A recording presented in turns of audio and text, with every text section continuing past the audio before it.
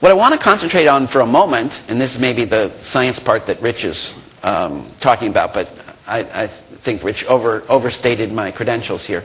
But we're very interested. CAST began really in the Children's Hospital, where we were neuropsychologists who looked at learning problems. Kids were referred who had problems in learning, and our job was to do the diagnostic work. And we moved from doing that diagnostic work to wanting to find better things to recommend, was really the essential beginning of CAST. So our backgrounds are pretty much in the what's the neurology of learning. So I'm going to just do a little short digression on this. Let me just check my time. Doing okay. Because we needed to understand what are the learning problems kids face that we need to make better designs for. So I'm just going to do a quick little thing through some PET scans and fMRIs for you, and I hope you won't find it either too boring because you already know it, or too whatever. So the powerful things about the new technologies at this end are that we can see learning actually happen. So what you see on this slide it's what's called a PET scan, and what it's doing is showing the burning of glucose. The hotter it looks, the more glucose is being burned. And what happens is when our neurons fire, they need oxygen and glucose to be able to fire again, just like your muscles do. So as neurons fire a lot, they require a lot more glucose and a lot more oxygen. And hearing words on the left and seeing words on the right. The brighter it looks, that's where it's burning a lot of energy. This kind of ability to actually watch the brain operate has radically changed our view of a lot of things about learning. And I just want to convey a few of those to you. But the big point I'm going to make is that what it has demonstrated very clearly is that learning is not one thing. There isn't one kind of learner. There's not one kind of learning.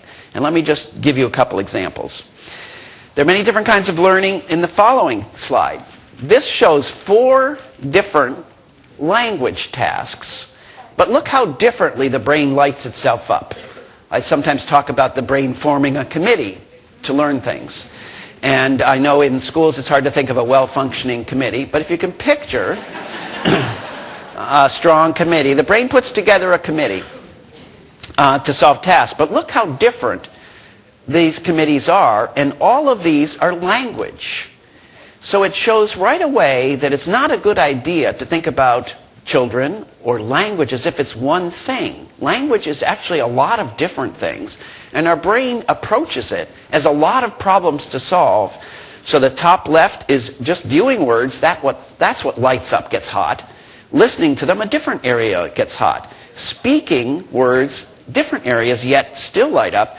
And if I ask you to generate a verb rather than any word you want, look how differently the bottom right lights up. And this was a knockout to the neuroscientists. Oh my God, how different it is when you're asked to say a verb than to say any word you want. You turn out to really use your brain quite differently to do that, to stay within the class verb.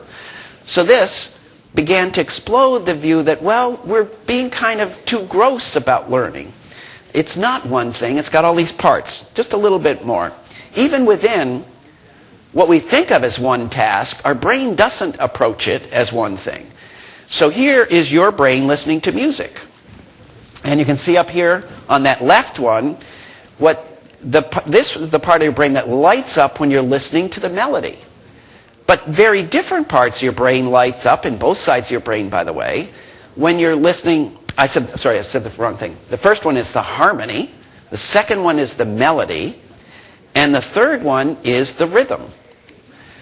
Your brain actually parcels it out. It's sort of like sound, color by Technicolor and sound by Dolby on films. The brain says, you know what? You take care of the rhythm over there. You take care of the melody over there. You take care of the harmony over there. Puts together a committee to solve the problem of listening to this is just listening to a piece of music. Why do I want to show you this? Because in fact, people can have disabilities in one of these and not the others.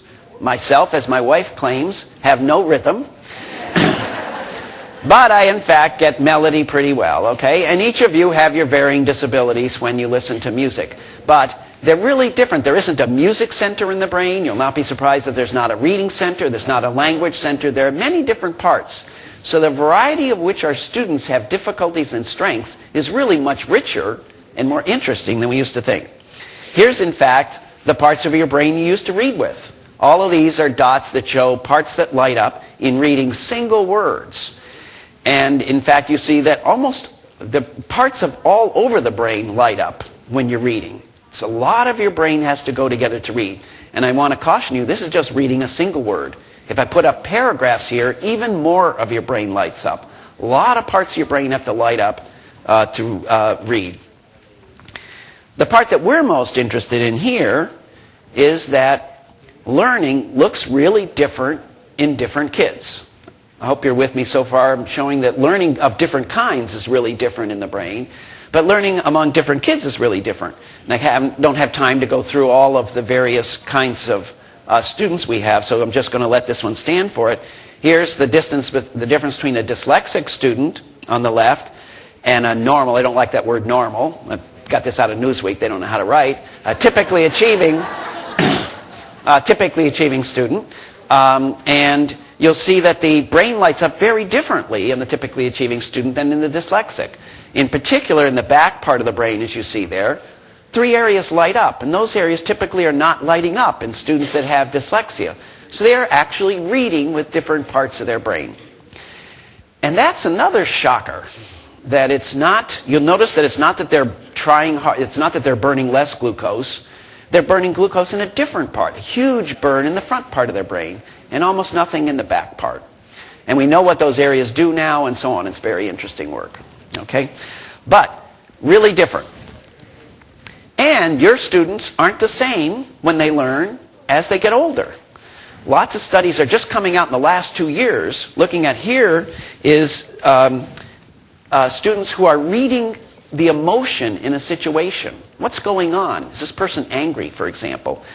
And what happens is, if you're a teenager, your brain is lighting up like on the left. You're using this area low down in temporal cortex, as we call it. But when you're an adult, you actually read the same thing, the emotion, with a very different part of your brain. Because your brain has matured. It's grown in. That part of the brain is not mature in a teenager. So all of you that are wondering, how come my kids don't get it? And how come they seem emotionally labile and all of those? You got to remember they're doing emotions with a different part of their brain. The part that you use as an adult isn't there yet. So they seem a little emotionally out of control. Actually, like you are when you drink or do other things if you do.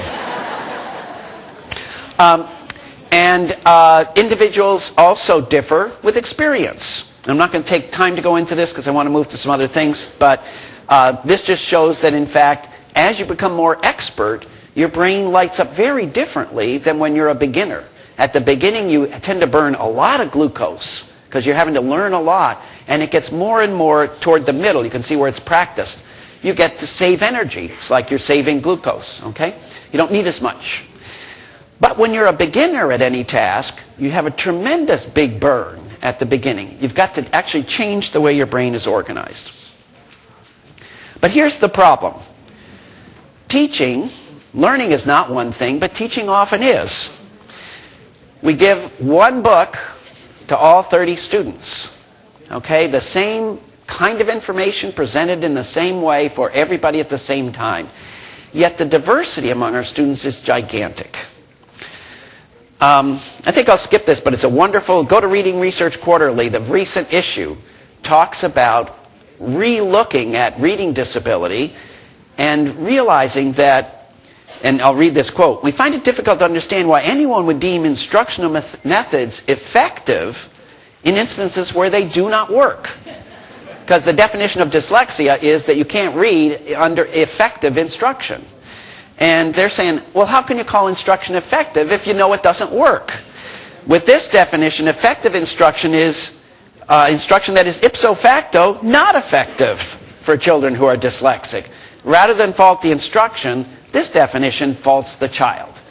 So that's what we're after here, and it's great to see Reading Research Quarterly, which is the top reading journal, saying maybe we're looking at this problem differently. Instead of labeling the child as the child has a disability, this is not their language but mine, maybe we ought to label the instruction as disabled instead.